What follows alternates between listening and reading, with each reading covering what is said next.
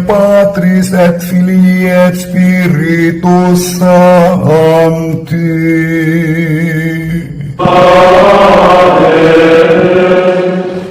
Dominus Vobiscum.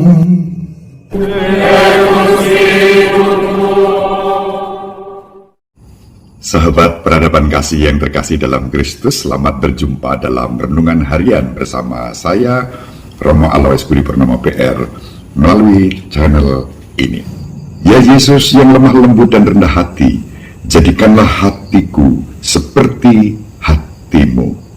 Sahabat peradaban kasih yang terkasih, pada hari ini kita akan merenungkan Injil Matius bab 6 ayat 1-6, dilanjutkan ayat 16-18. Allah berkenan pada hati hancur, remuk, redam.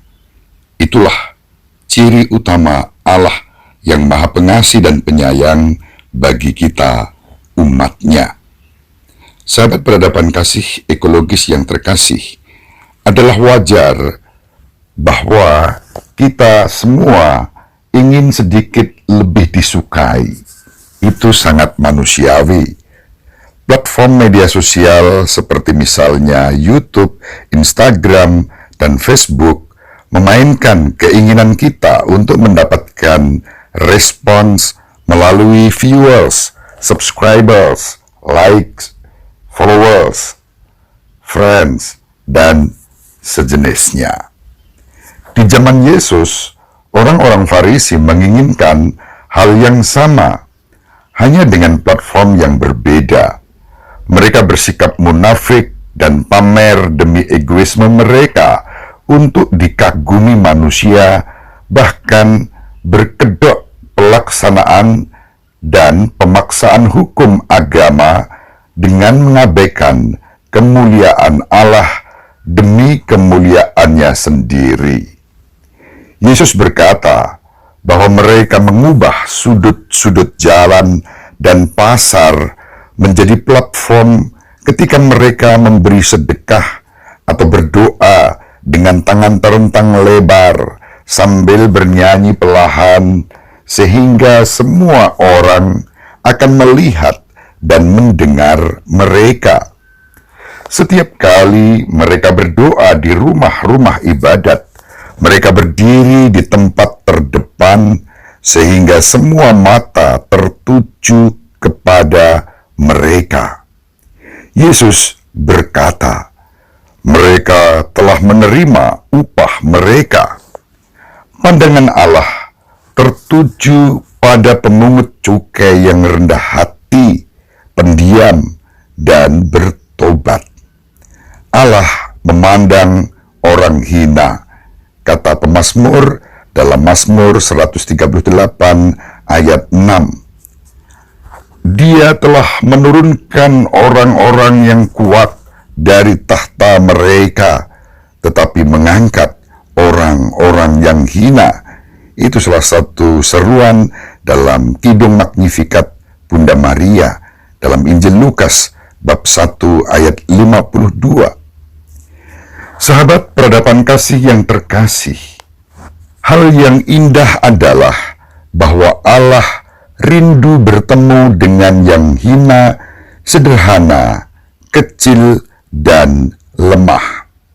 Santo Andre Bessette berkata tentang dirinya sendiri, Tuhan memilih orang yang paling bodoh. Jika ada orang yang lebih bodoh dari saya, Tuhan akan memilih dia daripada saya. Orang-orang kudus lainnya mengatakan hal yang sama, bahwa mereka dipilih oleh Allah justru karena mereka merasa diri yang paling lemah, paling kecil, paling tidak berpendidikan, bahkan paling berdosa. Santo Paulus sendiri berkata, Allah memilih hal-hal dunia yang bodoh untuk mempermalukan orang-orang berhikmat. Allah memilih hal-hal yang lemah dari dunia untuk mempermalukan yang kuat. Dalam suratnya kepada umat di Korintus yang pertama bab 1 ayat 27. Sahabat peradaban kasih yang terkasih, Allah tertarik pada kerendahan hati, pada hati yang remuk redam dan hancur. Allah menyukai hati yang hancur dan remuk redam, yang terarah kepada Allah. Ketika kita rendah hati, Allah tidak bisa mengalihkan pandangan dari kita. Semakin kita merendahkan diri, semakin Allah akan mengangkat dan memberkati kita. Marilah para sahabat peradaban kasih yang terkasih, kita berusaha untuk senantiasa bersikap rendah hati agar kita diberkati Tuhan dalam karya pelayanan dan perutusan kita.